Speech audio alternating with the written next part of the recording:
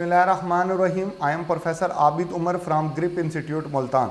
चले बेटा, हम लोग जो है वो एंजाइम पढ़ रहे थे। एंजाइम का नेक्स्ट पार्ट जो है वो अब हमने स्टार्ट करना है। चले देखो बेटा, नेक्स्ट जो हमारा पार्ट है वो है enzyme concentration, mean factor affecting the enzymatic reaction. देखो बेटा, बहुत सारे फैक्टर होते हैं जो कि एंजाइमेटिक रिएक्शन को अफेक्ट करते हैं। इसमें से सबसे पहला एंजाइम की मिकदार खुद से है। देखें, एंजाइम की मिकदार किस तरीके से अफेक्ट करती है, ये बात हम डिस्कस कर रहे थे। देखिए, इस ग्राफ से ये बात बेटा आपको समझ आ जाएगी। जब आप एंजाइम की बात करते हैं, जब आप बात करते हैं एंजाइम की, तो बेटा एंजाइम, ये एंजाइम है, आप एंजाइम की बात कर रहे हैं ना। तो जब आप एंजाइम की बात करते हो, एंजाइम अकेला खुद तो काम नहीं करता, तो ये सबस्ट्रेट के ऊपर भी डिपेंड करता है, क्योंकि एंजाइम ने सबस्ट्रेट के ऊपर वर्क करना है। एंजाइम की कंसंट्रेशन के साथ साथ आपको सबस्ट्रेट कंसंट्रेशन भी डिस्कस करनी पड़ेगी। फर्ज कर लें आपके पास सबस्ट्रेट अनलिमिटेड है। सबस्ट्रेट क्या है, वो अनलिमिटेड है। तो अनलिमिटेड अगर आपके पास सबस्ट्रेट होगा तो उस सूरत में बेटा क्या होता है, उस सूरत के अंदर ये होगा। देखें, अगर आपके पास सबस्ट्रेट अनलिमिटेड है तो यहाँ पर एंजाइम ज़ीरो है, आप एंजाइम की मिकदार बढ़ाते जाएं। एंजाइम की मिकदार बढ़ाएंगे, रिएक्शन रेट जो है बेटा वो इसी तरह बढ़ता रहेगा। आप यहाँ पर अगर 10 कर देंगे ना, तो रिएक्शन रेट जो है बेटा इसी तरह 10 गुना बढ़ जाएगा। इसी तरह ये रिएक्शन रेट बढ़ता चला जाएगा और ये ग्राफ ऊपर जाता जाएगा, क्योंकि आपके पास सबस्ट्रेट, आप एंजाइम की मिकदार बढ़ाते चले जाएंगे, रिएक्शन रेट भी इंक्रीज होता चला जाएगा। लेकिन से सपोज अगर आपके पास सबस्ट्रेट है लिमिटेड, सबस्ट्रेट क्या है, वो लिमिटेड है। से आपके पास सबस्ट्रेट के सिर्फ 10 मॉलिक्यूल हैं बस, और एंजाइम अभी ज़ीरो है। रिएक्शन, आप एंजाइम बढ़ा रहे हैं, आपने एक एंजाइम बढ़ाया, 2 बढ़ाए, 3 बढ़ाए, रिएक्शन रेट 3 गुना इंक्रीज हो गया। ठीक है ना। इसी तरह आप 4, 5, 6, 7, 8, 9 और 10 तक चले गए, रिएक्शन रेट जो है वो 10 गुना बढ़ गया। ठीक है ना, 10 गुना रिएक्शन रेट में। लेकिन 10 के बाद जब आपने 11वां एंजाइम डाला, आपने 12वां डाला या 13वां एंजाइम डाला, तो उससे कोई फर्क नहीं पड़ा, रिएक्शन रेट तो उसी तरह कांस्टेंट चल रहा है। क्यों? क्योंकि बेटा आपके पास सबस्ट्रेट लिमिटेड थे। 10 एंजाइम, जब तक आपने 10वां एंजाइम नहीं डाला था तब तक तो रिएक्शन रेट इंक्रीज हो रहा था। 10 के बाद जैसे ही आपने 11वां एंजाइम ऐड किया, क्योंकि सबस्ट्रेट 10 थे वो खत्म हो गए, तो अब खाली एंजाइम है। खाली एंजाइम तो काम नहीं करेगा ना, तो रिएक्शन रेट में इजाफा नहीं होता, ये यहाँ पर आकर कांस्टेंट हो जाता। अब जितना मर्जी एंजाइम बढ़ाते चले जाए, रिएक्शन रेट 10 की स्पीड से ही जाएगा, क्योंकि सबस्ट्रेट यहाँ पर एंड हो गया। ये बात थी बेटा सबस्ट्रेट एंजाइम कंसंट्रेशन की। सेम चीज अप्लाई होती है सबस्ट्रेट के ऊपर। देखें, इसी तरह आप ये देखें ना, सबस्ट्रेट कंसंट्रेशन अगर आप डिस्कस करें, अगर आपके पास जो है बेटा, आप इसी तरह डिस्कस करते हो सबस्ट्रेट कंसंट्रेशन, और ये डिपेंड करती है एंजाइम के ऊपर। फर्ज कर लें आपके पास एंजाइम लिमिटेड है और एंजाइम के आपके पास 10 मॉलिक्यूल हैं, तो आप ऐसे रिएक्शन बढ़ेगा, फिर ये लाइन सीधी हो जाएगी। आप देखें ना, 1, 2, 3, 4, 5, 6, 7, 8, 9 और ये 10 पर आ गया और ये कांस्टेंट हो गया।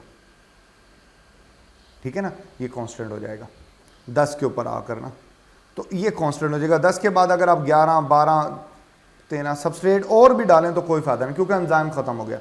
इसको कहते हैं एंजाइमेटिक सैचुरेशन। इसको क्या कहा जाता है? इसको एंजाइमेटिक सैचुरेशन कहा जाता है। एंजाइमेटिक सैचुरेशन क्या होता है? If all active sites of enzyme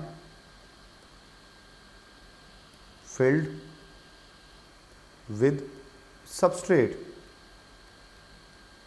कि बेटा एंजाइम की अगर तमाम की तमाम एक्टिव साइट सबस्ट्रेट के साथ फिल हो जाए, इसको सैचुरेशन कहा जाता है। जब जो लिमिटेड एंजाइम होता है बेटा, तो 10 सबस्ट्रेट डालने के बाद वो सारे एंजाइम कवर हो जाएंगे, तो सैचुरेशन आ जाएगी। उसके बाद रिएक्शन रेट नहीं बढ़ेगा। आप देख रहे हो कि ये जो है बेटा ये कांस्टेंट हो गई है स्पीड। चलें आगे चलते हैं। नेक्स्ट जो चीज़ है बड़ी इंपॉर्टेंट है, this will be the temperature. देखो बेटा, टेम्परेचर जो होता है ना, टेम्परेचर ये 2 चीज़ें मुहैया करता है। टेम्परेचर क्या फ़ायदा देता है? देखें, जब किसी भी रिएक्शन का टेम्परेचर आप इंक्रीज करते हो, पहली चीज़ तो वो आपको रिएक्शन को काइनेटिक एनर्जी देगा, जिससे रिएक्शन शुरू हो जाएगा। दूसरी चीज़ वो देगा काइनेटिक एनर्जी के, ये जो सबस्ट्रेट है ये आसानी के साथ, तेज़ी से, जब काइनेटिक एनर्जी बढ़ेगी ना, तो तेज़ी के साथ जो है बेटा ये जाकर अटैच हो जाएगा। ठीक है ना। तो काइनेटिक एनर्जी और एक्टिवेशन एनर्जी जो है ये टेम्परेचर जो है ये प्रोवाइड करता है। अब जैसे कि आपको ये ग्राफ दिखाई दे रहा है, कि आप टेम्परेचर इंक्रीज कर रहे हो, रिएक्शन रेट बढ़ रहा है, कि हर 10 डिग्री सेंटीग्रेड के ऊपर रिएक्शन रेट जो है बेटा वो डबल हो जाता है। बट आप टेम्परेचर बढ़ाते रहोगे, जैसे ही 37 डिग्री सेंटीग्रेड आएगा रिएक्शन रेट मैक्सिमम हो जाएगा, पीक पे आपको दिखाई देगा। लेकिन 37 के बाद जैसे ही आप टेम्परेचर को बढ़ाओगे, से 40 डिग्री है या इससे ऊपर का देखें आप, रिएक्शन रेट जो है वो यहाँ पर कम हो रहा है। मतलब एक खास टेम्परेचर के ऊपर ये मैक्सिमम होगा, इस खास टेम्परेचर को आप ऑप्टिमम टेम्परेचर का नाम देते हो। क्या नाम दोगे? ऑप्टिमम टेम्परेचर का नाम दोगे, कि ऑप्टिमम टेम्परेचर तक ये मैक्सिमम है, उसके बाद ये कम हो जाएगा। और अगर आप बहुत ज़्यादा टेम्परेचर के अंदर डिफरेंस ले आएंगे, बहुत ज़्यादा डिफरेंस ले आएंगे टेम्परेचर के अंदर, मसलन फ़र्ज़ कर लें आप जो है क्या करते हो, दो कंडीशन आ गए, वेरी हाई टेम्परेचर, आपने टेम्परेचर बहुत ज़्यादा हाई कर दिया, या वेरी लो कर दिया, वेरी लो टेम्परेचर, ऑप्टिमम से आप बहुत दूर चले गए, 37 था आप 50 भी क्रॉस कर गए, या आप माइनस में आ गए। तो इससे क्या फ़र्क पड़ेगा एंजाइम के ऊपर? देखो बेटा, जब आप बहुत ज़्यादा कर दोगे तो काइनेटिक एनर्जी में इतना ज़्यादा इजाफा हो जाएगा कि जो सबस्ट्रेट और एंजाइम के मॉलिक्यूल हैं ये वाइब्रेट करना शुरू कर देंगे, वाइब्रेट करेंगे और उनमें बहुत ज़्यादा कोलिजन स्टार्ट हो जाएगी। और उस कोलिजन के रिजल्ट में ये जो एंजाइम है, इसके जो केमिकल बॉन्ड है, इसका जो ग्लोबुलर स्ट्रक्चर है वो ब्रेक हो जाएगा और एंजाइम डीनेचराइजेशन की तरफ चला जाएगा, वो कंप्लीटली डीनेचर हो जाएगा। ठीक है ना, एंजाइम डीनेचर हो जाएगा। और इसी तरह अगर आप बहुत कम टेम्परेचर कर देते हैं, बहुत लो टेम्परेचर कर देते हो बेटा, लो टेम्परेचर पे आइस क्रिस्टल्स बन जाते हैं। क्या बन जाएंगे? आइस क्रिस्टल, क्रिस्टलाइजेशन हो जाएगी, एंजाइम फ्रीज हो जाएगा, क्योंकि वो लिक्विड मीडिया में काम कर रहा है। एंजाइम जब फ्रीज हो जाएगा तो तब भी उसका ग्लोबुलर स्ट्रक्चर ब्रेक हो जाएगा, उस सूरत में भी एंजाइम डीनेचर हो जाएगा। मतलब आप जो है बेटा बहुत ज़्यादा वेरिएशन टेम्परेचर में नहीं ला सकते, अदरवाइज एंजाइम जो है वो डीनेचर हो जाएगा। फिर उसके बाद अगली बात जो है बेटा वो है पीएच की। आप जानते हो कि पीएच किसी भी चीज़ की एसिडिटी या बेसिसिटी को शो करता है। ठीक हो गया।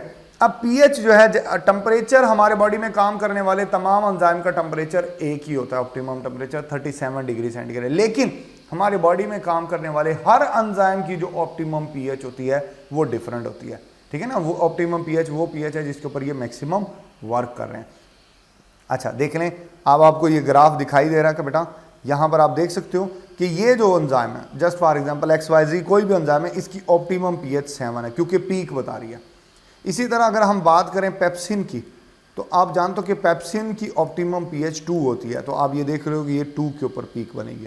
ट्रिप्सिन की 8 है, तो आप ये देख रहे हो। अगर फ़र्ज़ कर लो XYZ कोई भी एंजाइम है जिसकी ऑप्टिमम पीएच जो है वो 3 है, तो उसको ग्राफ की शक्ल में यूँ जाहिर करेंगे। ठीक है ना, ये 3 आपने यूँ देखना, ये 3 पीक से जो है बेटा वो MCQs भी बनते रहे कि जनाब एक ग्राफ बना होगा, पीक दिखाई जाएगी, बताएं कि ये जो है इसकी पीएच क्या होगी। इसी तरह आपको ये टेबल बेटा याद रखना है, ये वाला टेबल, ये टेबल आपने याद रखना है, इसकी वैल्यूज़ भी याद रखनी है। आपने ये भी रखना है कि ये हाईली बेसिक है और ये हाईली एसिडिक है। आप ऊपर से नीचे की तरफ आएंगे 7 के बाद तो वो बेसिक बनता जाएगा, और इससे जितना ऊपर जाते जाएंगे वो उतना एसिडिक बनता जाएगा। ये हाईली बेसिक और हाईली एसिडिक में से भी आ जाता है कि जनाब एग्जांपल दी होगी कि बताएं इनमें से कौन सा ज़्यादा एसिडिक है, तो ये सीक्वेंस भी आपको मेमोराइज रखना है। देखो बेटा एक और बड़ी इंपॉर्टेंट बात बताने लगा हूँ वो मैं, कि पीएच में कोई हल्का सा भी रद्दोबदल आ जाए, पीएच में कोई हल्का सा भी रद्दोबदल आ जाए तो बड़ा प्रॉब्लम क्रिएट हो जाता है। क्यों? देखो बेटा एक बच्चे ने मुझे सवाल पूछा, सर पीएच में अगर रद्दोबदल आ गया तो फिर क्या हो जाएगा, क्या हो जाएगा? देखो बेटा जब पीएच में रद्दोबदल आता है तो सोल्यूशन या तो मोर एसिडिक हो जाता है या जो है वो मोर बेसिक होता है, जिसकी वजह से आयोनाइजेशन हो जाती है। क्या हो जाती है? आयोनाइजेशन, आइंस बन जाते हैं क्योंकि एसिडिटी बेसिडिटी बढ़ेगी। अब ये आयोनाइजेशन सिर्फ और सिर्फ एंजाइम की एक्टिव साइड की ही नहीं होती बल्कि सबस्ट्रेट की भी हो सकती है, और रिजल्ट इसका भी सेम होगा कि एंजाइमेटिक एक्टिविटी जो है बेटा ये कंप्लीटली ब्लॉक हो जाएगी और एंजाइम डीनेचर भी हो सकता है। ठीक है ना, कि अगर आप पीएच में कोई हल्का फुल्का भी रद्दोबदल करेंगे। चले आगे चलते हैं। नेक्स्ट देखो बेटा, नेक्स्ट है इनहिबिटर्स। इनहिबिटर एक ऐसे केमिकल होते हैं जो एंजाइम के साथ बाय मिस्टेक रिएक्ट कर जाते हैं और क्योंकि ये जेन्युइन सबस्ट्रेट तो होते नहीं, तो इस वजह से प्रोडक्ट नहीं बनता। देखें ना, एंजाइम जो है बेटा अगर इनहिबिटर के साथ अटैच हो जाता है, ये दोनों तरह के होते हैं, रिवर्सिबल भी होते हैं, इरिवर्सिबल भी होते हैं, तो बेटा बदले में आपको कुछ भी नहीं मिलेगा, क्योंकि ये तो सबस्ट्रेट नहीं है। मसलन कुछ पॉइजन्स जिनमें साइनाइड, ये इनहिबिटर होते हैं, एंटीबॉडीज इनहिबिटर्स होते हैं, कुछ एग्जांपल एंटी मेटाबोलाइट्स आ जाती हैं, और उसमें कुछ अद्वियात भी आ जाते हैं जो इनहिबिटर का काम करते हैं। बाज़ औक़ात हम खुद इंटेंशनली किसी एंजाइम को ब्लॉक कर रहे होते हैं मेडिसिन की मदद से, क्योंकि वो एंजाइम हमारे बॉडी में कोई प्रॉब्लम क्रिएट कर रहा होता है, तो वो किसी इनहिबिटर की मदद से, मतलब इनहिबिटर ने हमेशा नेगेटिव नहीं हो सकते, पॉजिटिव भी हो सकते हैं, हम खुद भी इंड्यूस करते हैं इनको। अच्छा, इसके बाद जो है बेटा टाइप ऑफ इनहिबिटर। अब इनहिबिटर दो तरह के होते हैं, एक होता है इरिवर्सिबल इनहिबिटर, मतलब ऐसा इनहिबिटर जो एंजाइम के साथ कोवलेंट बॉन्ड बना ले और उस एंजाइम को हमेशा के लिए ऑक्यूपाई कर ले और दोबारा वो एंजाइम फ्री नहीं होगा, तो ऐसे जो इनहिबिटर होते हैं वो इरिवर्सिबल होते हैं। जैसे अभी हमने पढ़ा जो पॉइजन्स है, पॉइजन्स जिसमें साइनाइड है, ये जो होता है ना, ये एक इरिवर्सिबल टाइप होती है। ठीक है मेरा, चले आगे चलते हैं। अब आ जाते हैं रिवर्सिबल पर। ये जो रिवर्सिबल होते हैं ना बेटा, ये वीक बॉन्डिंग बनाते हैं, वीक लिंकेज होती है इनके एंजाइम के साथ। वीक लिंकेज की वजह से ये कुछ टाइम के लिए एंजाइम की एक्टिव साइड को कवर करते हैं, उसके बाद रिलीज हो जाते हैं, उसके बाद ये प्रॉब्लम क्रिएट नहीं करते। ये दो तरह के होते हैं, एक होता है कॉम्पिटिटिव, जैसे कि नाम से ही पता लग रहा है कि there will be a competition. देखें, एक्टिव साइड, एक्चुअल सबस्ट्रेट और इनहिबिटर की शेप मिलती जुलती होती है, स्ट्रक्चरल सिमिलैरिटी होती है, ये देखें ना लिखा हुआ है स्ट्रक्चरल सिमिलैरिटी, और इन दोनों का कंपटीशन होता है कि इन्होंने एक्टिव साइड के साथ जाकर अटैच होना है। अब कौन अटैच होगा, इन दोनों के दरमियान में कंपटीशन होगा, ठीक है ना। जो जिसकी मिकदार ज्यादा होगी वो कंपटीशन विन कर जाएगा और जाकर अटैच हो जाएगा। तो यहां से हमें पता चला कि कॉम्पिटिटिव इनहिबिटर को का प्रॉब्लम हम सॉल्व कर सकते हैं कैसे, अगर हम सबस्ट्रेट की क्वांटिटी को जो है बेटा वो इंक्रीज कर दें। आप देखें ना, यहां पर हमने सबस्ट्रेट की क्वांटिटी बढ़ा दी, सबस्ट्रेट की क्वांटिटी बढ़ाने से क्या हुआ कि ये इनहिबिटर को मौका ही नहीं मिला कि ये जाकर एक्टिव साइड के ऊपर अटैच हो सके। तो कॉम्पिटिटिव इनहिबिटर में ये बात आप बता सकते हो।